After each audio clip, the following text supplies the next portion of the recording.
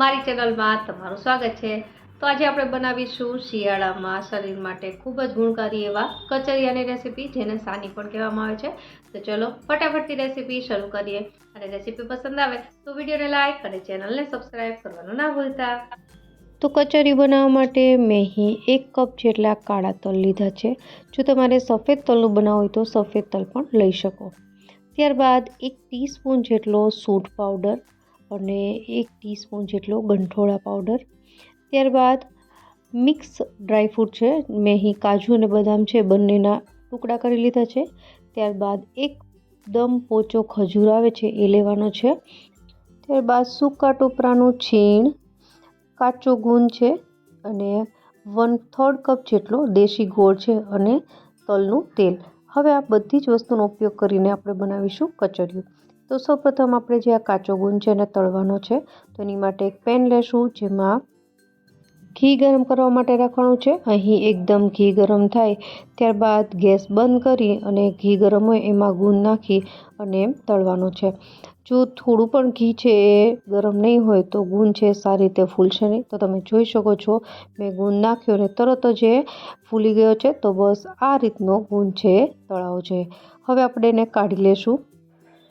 હવે આપણે કચરિયું બનાવીશું। તો એની માટે એક મિક્સર જાર લેવાનો છે, જેમાં જે આપણે એકદમ પોચો ખજૂર છે સુધારીને રાખ્યો છે એ ઉમેરી દઈશું। ત્યારબાદ કાજુ અને બદામના ટુકડા અને જે ગોળ લીધો છે ગોળ, આ ત્રણેય વસ્તુને એક વખત મિક્સ કરી દેવાની છે। તો આ રીતે મેં એક વખત ગ્રાઇન્ડ કરી લીધું છે, વધારે વાર કરવાની જરૂર નથી। હવે આપણે આ જ મિશ્રણમાં ઉમેરીશું તલ। તો અહીં તલ છે એ ઉમેર્યા બાદ તમારે એને પલ્સીસ ઉપર ગ્રાઇન્ડ કરવાનું છે, એકસાથે નથી કરવાનું, નહીંતર તલનું જે તેલ છે નીકળી જશે તો કચરિયું છે એકદમ ચવડ બનશે।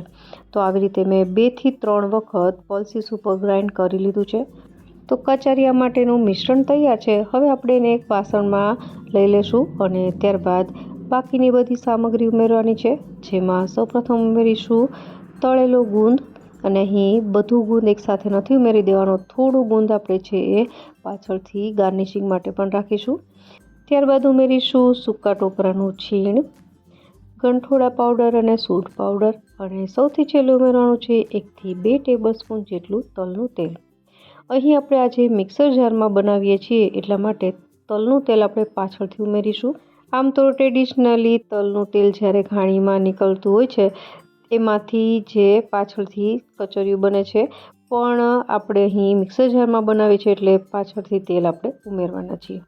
અને એક વસ્તુ એ પણ યાદ રાખવી કે જ્યારે તમે મિક્સર જારમાં તલ પીસો ત્યારે એને એટલા બધા નહીં પીસવાના કે એમાંથી તેલ બહાર નીકળી જાય। એટલા માટે જ એને પલ્સીસ ઉપર પીસવો એટલે એકદમ કચરિયું છે માર્કેટમાં મળે એવું બને છે। તો મિક્સ થઈને કચરિયું તૈયાર છે। હવે ગાર્નિશિંગ માટે મેં અહીં એક બાઉલમાં થોડું તલનું તેલ લગાવી લીધું છે અને ઉપરથી જે આપણે કચરિયું બનાવ્યું એને આ રીતે લઈ અને હળવા હાથે પ્રેસ કરી દેશું અને ત્યારબાદ બીજી પ્લેટમાં આવી રીતે પલટાવીને કાઢી લેશું। તો એકદમ સરસ શેપમાં આવી ગયું છે। હવે ઉપરથી ગાર્નિશિંગ માટે સૂકા ટોપરાની કતરણ, કાજુના ટુકડા, ખજૂર અને તળેલા ગુંદથી ગાર્નિશ કરીશું।